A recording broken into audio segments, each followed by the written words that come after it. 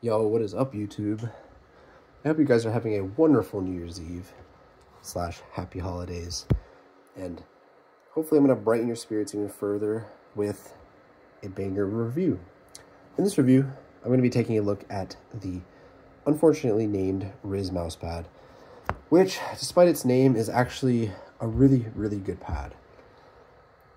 And yeah, this is going to be a little bit of a more in-depth review since I've been using this for about 4 months. But before I get into that, I just want to say thanks to all you guys. Really makes my day when people interact and enjoy my content, because I just do this for fun. And yeah, there's going to be more content coming in 2024. Obviously, I don't intend to drop this. I really enjoy reviewing peripherals and obviously gaming. So just stay tuned. Should have some more bangers coming up. And without further ado, let's just hop into the review. So the Rizz mousepad. Let's talk about the quality first, actually, because that's what everybody starts with. And I think it's the most relevant thing here. Actually, no, I think it's the least relevant thing here, because the quality on this pad is actually perfect. Of all the pads I've ever purchased, this pad, quality-wise, is just straight up flawless. From the stitching to the base, there are no creases in the base. The stitching is perfect. And even in terms of the long-term quality, there is zero slow spot. You can't even see a spot under the light where my hand has been using this pad. And I've used this pad for 4 months. Any other pad that I've used would have a visible wear spot. And, whether that wear spot impacts performance or whatnot is completely debatable. And I'd argue that it doesn't really matter on most pads, but especially on this pad, there is straight up no wear. What you could argue that maybe the center is slightly smoother, but it could also just be due to the fact that this pad picks up dust, which is my first gripe, and really my only major gripe with this pad, is that the surface picks up dust. It doesn't pick up big things. It just picks up small, linty things that you can wipe off with your hand, but do keep in mind that you will be probably wiping this pad quite a bit, every gaming session or whatnot. So yeah, that's the quality out of the way. I want to talk about the surface feel, because this pad is pretty unique. But I think it's important to talk about the surface feel in general. So I'm going to compare this pad to the Saturn Pro a lot in this video, because I think it's most comparable to that pad, even though they do feel a lot different. But this pad feels like a tighter weave Saturn Pro. And, that doesn't really mean a lot to most people. So a better analogy might actually be closed cell foam. So like really dense and tight foam that, yeah, I don't know what the fuck that shit's used for, but closed cell foam. And if you guys have felt that, which I'm sure you have, it's very, very abrasive yet smooth at the same time. And with that being said, this pad is not nearly as awful feeling as that, but you do have that velvety smoothness, but at the same time it's abrasive, which I'm going to allude to further in the review. But compared to the Saturn Pro, that's, I think, what makes this pad the better pad. The Saturn Pro is awesome because it's super smooth and buttery and it feels amazing. And I made that pad for a long time because just how good it felt in the hand. But in terms of consistency, it really lacked because of that lack of texture. But this pad has texture. It's extremely fine and slightly abrasive texture. And with that being said, I also want to mention that this pad has zero XY variation. There's no difference in the XY axis. If anything, there might be a very slight bias towards the y-axis, but it's very small. Yeah, no, you can't really feel any difference. That's probably, the sound you're hearing is probably just the fact that fingerprints, or your fingerprints are more lateral than vertical. Anyway, the surface feel is great, and after a day or two, if you find this jarring at all, which I did find it a little bit jarring coming from the Saturn Pro to this pad, but I quickly got used to it. I'm somebody who's pretty sensitive to textures, so the surface feel, A+, it's a great feeling pad. And again, it's super smooth, but just ever so slightly abrasive.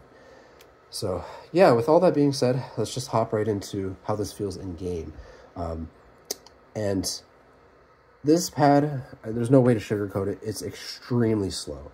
This is the slowest mouse pad I have ever used, and this is a 50-gram mouse, and well, I don't really have the best skates on it, but it is so freaking slow. I have my outside AX here with some 100% PTFE skates, and again, this pad it's super slow. And the static friction is very, very high. Actually, I should have mentioned this earlier in the video, but I'm reviewing the 3mm version of the Rizz mouse pad, and I would not recommend going for the thicker variant because it's just going to be, the static friction is just going to be even higher when you press into the pad. And again, that's my first point of, not concern, but the first thing that should deter you from getting this pad is, you know, if you're in game and you're trying to spray, if you play Apex and you have an R9 and you're trying to spray somebody from, you know, not right next to you, it is more difficult on this pad than pretty much any other harder, faster pad on the market, just because of how high the static friction is when you press into the pad. With that being said, for close range, close range intensive tracking scenarios, this pad still feels great because of how controlled it is. But yeah, my biggest recommendation is if you purchase this pad and you tend to use it, I would really put on the fastest mouse skates that you have, because those will make a world of a difference when it comes to the static friction. If you have really bad, these aren't even bad skates, but if you have non 100% PTFE skates, they will stick just a little bit, which will not be very, very pleasant. So yeah, I can't really recommend this pad if you play only Apex, just because of how freaking slow it is and how high the static friction is. But in tac shooters like CS or Valorant, I think, and of course this is the opinion of a scrub, but I think this is the #1 pad on the market for those games. Again, controversial opinion, but I've used all the major tac shooter pads. I've used the QCK Heavy, I mained that for a long time. I used the VAC CPA, I mained that for a long time. I have a GSR2 that I'm currently testing, and I don't even think that's better than this pad.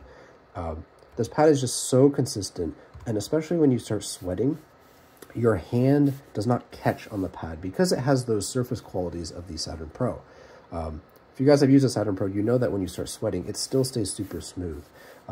Whereas, for example, on a QCK Heavy or a VAC CPA, your hand will start jerking down the pad, and it's really, really annoying, which is probably why people rag on those pads, because of, humidity resistance. But it's really just the fact that sweat causes your hand to start sticking to the pad, and that's really not the case here. So yeah, for tac shooters, and the reason why this pad, again, is better for tac shooters is because of that added abrasive texture. It really feels more controlled and consistent compared to the Saturn Pro. And really, the Saturn Pro is a fantastic pad in its own right for tac shooters, but this is just better, in my opinion. So yeah, in conclusion, this is a fantastic quality pad. It's unfortunately named, and you're going to have to deal with that, but it is just extremely high quality product. The surface is very unique, and it feels fantastic for tac shooters. Don't recommend it for Apex, but, if you play only Valorant, I really, really recommend giving this a try. But yeah, that's really all I have for this review, and this is going to be my last review of 2023, so hope you guys enjoyed this banger, and I'll see you guys in the next year.